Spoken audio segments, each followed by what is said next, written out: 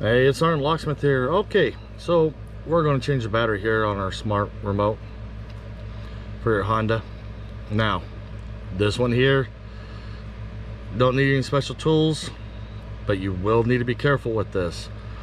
I'm actually going to show a demonstration.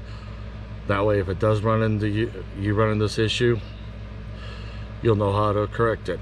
So, with that being said, if your key ring's on, leave it on, because you will need that to help you. On the back, this one here, we haven't put the cover on yet. We are using a new remote, but you will have this emergency release for your emergency key blade. Go ahead and release that, pull your emergency blade out, set that to the side. Now when you look right here, this is where you want to put your thumb in here and a finger, and you're just going to push the two apart from each other like so. We just did that. Now the back you want facing up, because if you do it right, you can put your finger on the back here, and by you holding it back here, you're keeping your buttons. Now you notice these buttons fell out of place. This is what I want to show you. But before we get to that, if your buttons remained in place, it's a CR2032. You're going to take your battery, put your new one in.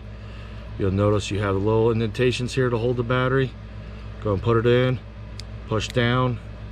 The battery will sit cocked for a little bit, but the back of the housing is what holds that in.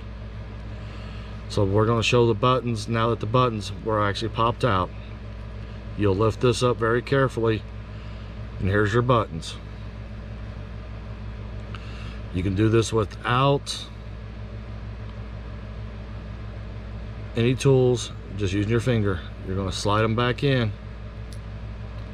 Sometimes this little piece here wants to move, because you got a solid button, and then your two smallers and the smaller one.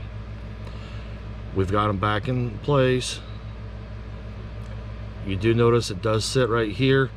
There's our little indentations for all of these, so we should be good there. Go and take your remote guts, put it on there. It will only sit in one way.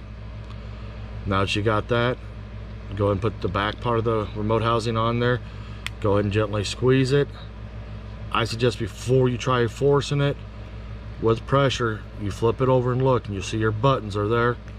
You're good. Squeeze it together. It's popped together. You've just changed your battery. Go and put your emergency blade back in.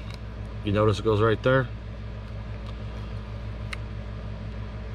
And when you put it down, slide it down in there, you've just changed it.